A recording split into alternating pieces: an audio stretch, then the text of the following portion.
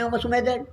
इस वीडियो में मैं आपको बताने वाला हूं चैप्टर 47 गाइटन के कुछ topics, receptor potential, labelled line principle और इम्पल्स कंडक्शन। वीडियो स्टार्ट करने से पहले आप मेरा चैनल सब्सक्राइब कर दें, बेल आइकन को प्रेस करें ताकि मेरी नई आने वाली वीडियोस का नोटिफिकेशन आपको मिल सके। तो स्टार्ट करते हैं। पहला टॉपिक है डिफरेंशियल सेंसिटिविटी। हम डिफरेंट टाइप की सेंसेशन को फील करते हैं। तो पहले मैं आपको ये बताता हूँ कि जनरली एक सेंसेशन जो है हम फील करते हैं ये कैसे फील होती है।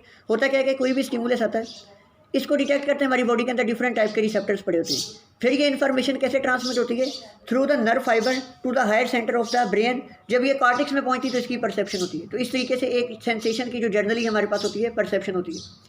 हम तो डिफरेंट टाइप की सेंसेशन फील करते हैं। पेन की अलग सेंसेशन फील करते हैं, टच की सेंसेशन हम अलग फील करते हैं, थर्मल सेंसेशन अलग फील करते हैं। तो इस तरह बॉडी का डिफरेंट सेंसेशन का अलग अलग फील करना, इस फिनोमेना को कहते हैं डिफरेंशियल सेंसिटिविटी। डिफरेंशियल सेंसिटिविटी की वजह क्या होती है?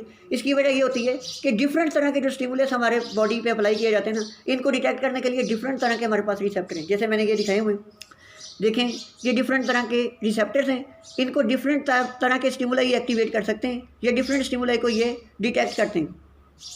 एक रिसेप्टर होता है, एक खास स्टिमुलस को ही डिटेक्ट कर सकता है, दूसरे स्टिमुलस को डिटेक्ट नहीं कर सकता, बिल्कुल इरिस्पॉन्सिव होता है। बिल्कुल ऐसे है जैसे कि हम आइज़ में अगर टच करें तो टच से हमें नज़र कुछ नहीं आएगा। नज़र उसी वक्त आएगा जब लाइट रिसेप्टर जैसे रॉड्स एंड कोन सेल्स उनको एक्टिवेट किया जाए। बिल्कुल इसी तरह अगर हम हाथ पे लाइट डालें तो इससे क्या होता है कि लाइट रिसेप्टर्स तो एक्टिवेट हो जाते हैं, लेकिन हैंड में जो पड़े हमारे पास टच रिसेप्टर वो एक्टिवेट नहीं होते, जिसकी वजह से हमें गर्म ठंडा नहीं लगता, ना टच का ही रिस्पॉन्स आता है। तो इस तरह एक रिसेप्टर एक खास स्टिमुलस को ही डिटेक्ट कर सकता है, जबकि दूसरे स्टिमुलस से बिल्कुल क्या होता है, इरिस्पॉन्सिव होता है। तो इसको कहते हैं लॉ ऑफ डिफरेंशियल सेंसिटिविटी। अब मैं आपको बताता हूँ लेबर लाइन प्रिंसिपल। लेकिन लेबर लाइन प्रिंसिपल से पहले एक टर्म यूज़ होती है, आपने वो याद रखनी है। वो क्या है? मोडेलिटी। मोडेलिटी क्या होती है? It is the energy form of the stimulus. Energy form of stimulus को कहते हैं हम मोडेलिटी। जैसे डिफरेंट टाइप के स्टिमुलस हैं, यहाँ पे देखें, ये मैंने बनाए डिफरेंट टाइप के रिसेप्टर्स हैं। इन पर डिफरेंट तरह के स्टिमुलस आते हैं जिनको ये रिसेप्टर क्या करते हैं, डिटेक्ट करते हैं। अब लेट्स सपोज ये है हमारे पास रेड कलर का पेन का स्टिमुलस है। तो ये क्या है? ये मैकेनिकल एनर्जी लेके आया है, मैकेनिकल एनर्जी से रिसेप्टर को एक्टिवेट करेगा। इसी तरह ये अगर ग्रीन कलर का मैंने दिखाया, ये क्या है? ये लाइट का स्टिमुलस है। तो ये क्या लेके आए? लाइट एनर्जी लेके आए। लाइट एनर्जी के जरिए इस रिसेप्टर को एक्टिवेट करेगा। अब ये टच, ये जो नीचे मैंने दिखाया ये है थर्मल स्टिमुलस। ये क्या करता है? हीट एनर्जी के थ्रू इस रिसेप्टर को क्या कर देता है, एक्टिवेट कर देता है। तो इस तरह ये एनर्जी फॉर्म के हीट लेके आए, हीट के थ्रू स्टिमुलस रिसेप्टर को एक्टिवेट कर रहा है, लाइट के थ्रू कर रहा है, या फिर मैकेनिकल एनर्जी के थ्रू इसको एक्टिवेट कर रहा है। इस एनर्जी फॉर्म को हम क्या कहते हैं? मोडेलिटी। अब इन एनर्जी फॉर्म की वजह से ये स्टिमुलस जब आके रिसेप्टर्स को एक्टिवेट करते हैं, हम डिफरेंट तरह की सेंसेशन फील करते हैं। जैसे कि टच की सेंसेशन फील करते हैं, हीट की सेंसेशन फील करते हैं, लाइट की सेंसेशन फील करते हैं। उन सेंसेशन को कहते हैं मोडेलिटीज ऑफ द सेंसेशन। तो ये मोडेलिटी ऑफ सेंसेशन आपको मैंने बता दी। अब बात ये डिस्कस करनी labelled line principle. Labelled line principle से आपने एक बात याद रखनी है कि जब भी सेंसेशन, मैंने आपको अभी स्टार्ट में बताया, ये परसीव होती है। तो परसीव कैसे होती है? पहले डिटेक्ट होती है रिसेप्टर से। रिसेप्टर से डिटेक्ट होने के बाद ये क्या करती है? ये ट्रांसमिट होती है in the form of the nerve impulse. और कहाँ पे पहुंच जाती है? In the higher centre of the brain. Cortex में जब पहुंचती है तो इसकी क्या हो जाती है? परसेप्शन हो जाती है। अब आप यहाँ पे ये बात याद रखें, यहाँ पे जब भी कोई स्टिमुलस आता है ये आके अपनी एनर्जी फॉर्म लेके आता है, जिसको उसकी मोडेलिटी कहते हैं। जैसे कि लाइट ले आया है, कुछ भी ले आया है, वो आके क्या करता है? रिसेप्टर को देता है। जब रिसेप्टर यहाँ पे इसको रिसीव करता है तो रिसेप्टर कैसे एक्ट करता है? ये एक्ट करता है ट्रांसड्यूसर। ये स्टिमुलस की जो भी एनर्जी है ना, इसको इलेक्ट्रिकल एनर्जी में कन्वर्ट कर देता है। जैसे यहाँ पे ये पेन रिसेप्टर था, मैकेनिकल एनर्जी लेके आया, इसने रिसेप्टर को एक्टिवेट किया, रिसेप्टर ने इस मैकेनिकल एनर्जी को इलेक्ट्रिकल एनर्जी में बदल दी। इसी तरह लाइट का जो रिसेप्टर था, ये क्या इलेक्ट्रिकल लाइट एनर्जी लेके आया, रिसेप्टर को एक्टिवेट किया, रिसेप्टर ने लाइट एनर्जी को किस में बदल दिया? इलेक्ट्रिकल एनर्जी में बदल दिया। जो इलेक्ट्रिकल एनर्जी लाइट की इम्पल्सिस की फॉर्म में higher centre of the brain तक पहुंचेगी। इस तरह थर्मल एनर्जी, जब थर्मल कोई स्टिमुलस आया है, इसने थर्मल एनर्जी से इसको स्टिमुलेट किया, तो लेकिन थर्मल रिसेप्टर ने भी क्या किया? इस थर्मल एनर्जी को किस में बदल दिया? इसको बदल दिया इलेक्ट्रिकल एनर्जी में। तो अब जब सवाल ये पैदा होता है, ब्रेन रिसीव कर रहा है, ब्रेन को जितनी भी इम्पल्सिस मिली हैं, ये तीनों इम्पल्सिस इलेक्ट्रिकल एनर्जी ही ब्रेन को दे रही है। तो ब्रेन को कैसे पता चलेगा कि ये पेन की इम्पल्स है, ये लाइट की इम्पल्स है, ये हीट की इम्पल्स है? ब्रेन को ये कैसे पता चलेगा? तो इसके जवाब के लिए ये प्रिंसिपल है लेबर लाइन प्रिंसिपल। वो जवाब ये है, इसकी दो बड़ी वजूहत हैं कि ब्रेन कैसे डिटेक्ट करता है कि कौन सी इम्पल्स आ रही है। वो ये कि जिस तरह यहाँ से मैंने आपको बताया था कि एक खैर स्पेसिफिक स्टिमुलाई स्पेसिफिक रिसेप्टर से डिटेक्ट होता है, तो डिटेक्शन के बाद ट्रांसमिशन के लिए भी एक ख़ास तरह का नर्व फाइबर जो है एक ख़ास रिसेप्टर से इम्पल्स लेके जाता है। जैसे पेन के लिए ये रेड कलर की मैंने दिखाई, पेन फाइबर्स लेके जा रहे हैं, लाइट के लिए इम्पल्सिस लाइट फाइबर्स लेके जा रहे हैं, जबकि थर्मल रिसेप्टर से जो इम्पल्सिस हैं वो थर्मल फाइबर जो हैं फॉर द हीट जो हैं कोल्ड या हीट फाइबर जो होते हैं के लिए स्पेशलाइज फाइबर है, वो इन्फॉर्मेशन को लेके जा रहे हैं। तो इस तरीके से एक तो डिफरेंट तरह के नर्व फाइबर जो हैं डिफरेंट रिसेप्टर से इन्फॉर्मेशन लेके जाते हैं। दूसरा, जब ये फाइबर्स ब्रेन में एंटर होते हैं तो इसके डिफरेंट एरियाज़ में चले जाते हैं। पेन वाला पेन एरिया में चला गया, लाइट वाला लाइट एरिया में चला गया, थर्मल वाला थर्मल एरिया में चला गया। तो इस तरीके से हमें पेन की सेंसेशन अलग परसीव हुई, लाइट की सेंसेशन अलग परसीव हुई, हीट की सेंसेशन अलग परसीव हुई। तो इस तरह यहाँ से यहाँ तक आपने ये याद रखना है कि डिफरेंट तरह के स्टिमुले डिफरेंट रिसेप्टर को एक्टिवेट करते हैं, इसको कहते हैं लॉ ऑफ डिफरेंशियल सेंसिटिविटी।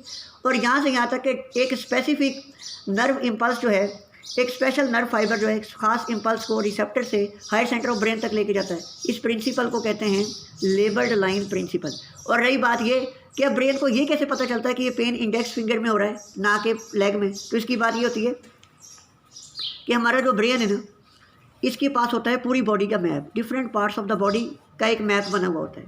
यहाँ पे लेट्स सपोज इंडेक्स फिंगर है, यहाँ पे हमारी लेग है। तो जब इंडेक्स फिंगर में पेन होगा तो इसके लिए जो पेन फाइबर है वो इंडेक्स फिंगर वाले एरिया में जाएंगे। इस वजह से ब्रेन डिटेक्ट कर लेगा कि ये पेन लेग में नहीं बल्कि किस में हो रहा है, इंडेक्स फिंगर में हो रहा है।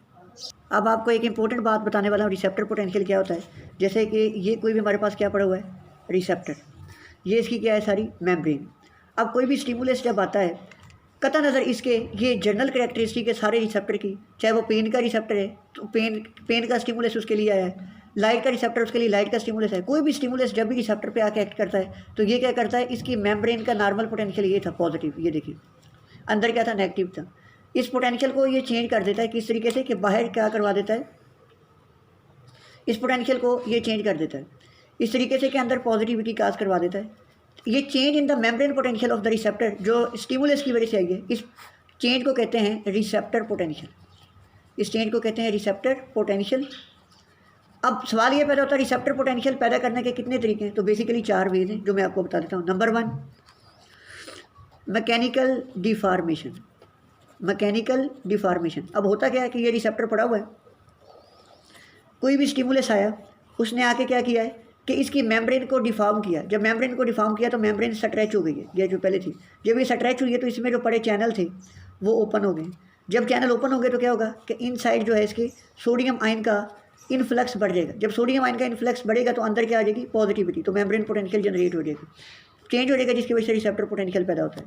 दूसरा मैकेनिज्म क्या होता है, केमिकल्स, कि अगर कुछ केमिकल रिसेप्टर की मेम्ब्रेन के ऊपर अप्लाई किए जाएँ तो तब भी रिसेप्टर पोटेंशियल जनरेट हो सकता है। तीसरा मैकेनिज्म हमारे पास क्या हो सकता है, इलेक्ट्रोमैग्नेटिक रेडिएशंस, इलेक्ट्रोमैग्नेटिक वेव्स। अगर हम ये डालें इसके ऊपर तो इसके डालने की वजह से भी हमारे पास क्या हो जाता है कि रिसेप्टर आयंस की जो मूवमेंट है इनसाइड वो बढ़ जाती है, जिसकी वजह से क्या हो जाता है, रिसेप्टर पोटेंशियल पैदा हो जाता है। और लास्ट जो मोस्ट इंपॉर्टेंट है वो क्या है, टेम्परेचर। जब टेम्परेचर राइज करता है तो जैसे कि ये रिसेप्टर की मेम्ब्रेन है तो इससे नॉर्मली आयंस मूव कर रहे थे, सोडियम आयन इनसाइड, तो टेम्परेचर बढ़ने की वजह से इन आयंस की इनवर्ड मूवमेंट और बढ़ जाती है, जिसकी वजह से अंदर पॉजिटिविटी आ जाती है और रिसेप्टर पोटेंशियल हमारे पास पैदा हो जाता है। तो इंपॉर्टेंट बात जो आपने MCQ के तौर पर याद रखनी है कि मैक्सिमम मैग्नीट्यूड जो होता है, एम्पलीट्यूड इस रिसेप्टर पोटेंशियल का कितना हो सकता है, 100 मिलीवोल्ट। ये उस वक्त होगा जब स्ट्रेंथ ऑफ द स्टिमुलस हमारे पास बहुत ज़्यादा होगी। ये MCQ के तौर पर अपने याद रखनी बात। अब मैं आपको बताने वाला हूँ कि रिसेप्टर पोटेंशियल का एक्शन पोटेंशियल से क्या रिलेशन है। ये देखें यहाँ पे ये मिली सेकेंड में टाइम दिखाया गया है और ये मेम्ब्रेन पोटेंशियल दिखाया गया है। अब ये क्या है, यहाँ से हमारे पास क्या प्रोड्यूस हुआ है, रिसेप्टर पोटेंशियल। जैसे रिसेप्टर पोटेंशियल प्रोड्यूस हुआ है, जैसे जैसे स्ट्रेंथ ऑफ द स्टिमुलस बढ़ती जाती है तो जो इसकी जो मैग्नीट्यूड है रिसेप्टर पोटेंशियल की वो राइज करती जाती है। एक टाइम आ जाता है कि ये जो नर्व फाइबर था इसकी मैग्नीट्यूड यहाँ से बढ़ती जा रही है, ये बढ़ती जा रही है। एक टाइम आएगा कि इस नर्व फाइबर के एक्साइट होने के लिए जो एक्शन पोटेंशियल चाहिए था उसका जो थ्रेश होल्ड है, ये रिसेप्टर पोटेंशियल उस तक पहुँच गया, थ्रेश होल्ड तक। जब ये थ्रेश होल्ड तक पहुँचेगा तो फिर क्या होगा, इस नर्व फाइबर में एक्शन पोटेंशियल जनरेट होगा, ये जो एक्शन पोटेंशियल की मैग्नीट्यूड है, और इसकी स्ट्रेंथ हमेशा कांस्टेंट होती है। तो इस तरीके से जो एक्शन पोटेंशियल के थ्रू ये नर्व फाइबर इन्फॉर्मेशन को higher centre of the brain में ट्रांसमिट कर देगा। तो जैसे जैसे इसकी स्ट्रेंथ बढ़ेगी, थ्रेशोल्ड तक पहुंचेगी, तो फिर ये एक्शन पोटेंशियल एलिसिट करवा देगा। अब मैं आपको बताने वाला हूँ receptor potential generation in the Pacinian corpuscle. वैसे तो डिफरेंट मैकेनिज्म के थ्रू डिफरेंट रिसेप्टर में पोटेंशियल जनरेट होता है। अब यहाँ पे हमारी गाइटन में जो मिसाल डिस्कस की गई है वो है पेसिनियन कार्पसल।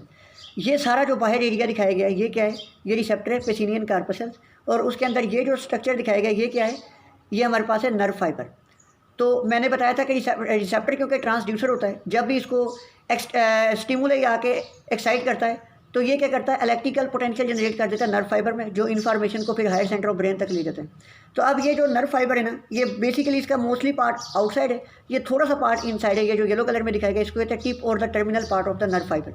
जब पेसिनियन कार्पसल पर आउटसाइड से होगी कंप्रेशन, जब कंप्रेशन होगी तो क्या होगा, इसकी कंप्रेशन की वजह से ये जो tip of the nerve fibre है ना, ये क्या होगी, या तो कंप्रेस होगी, इलोंगेट होगी या इंडेंट होगी, जिसकी वजह से जिस एरिया में इंडेंटेशन हुई, लेट्स सपोज ये छोटा सा एरिया जो है इस पर इंडेंटेशन हुई है, तो इस जगह पे क्या होगा, आयन का इनफ्लक्स बढ़ जाएगा। जब सोडियम आयन ज़्यादा से ज़्यादा इनवर्ड मूव करेंगे तो इनसाइड क्या हो जाएगी, पॉजिटिविटी हो जाएगी। जब पॉजिटिविटी होगी तो इनसाइड क्या होगा, लोकल करंट पैदा होना शुरू हो जाएगा।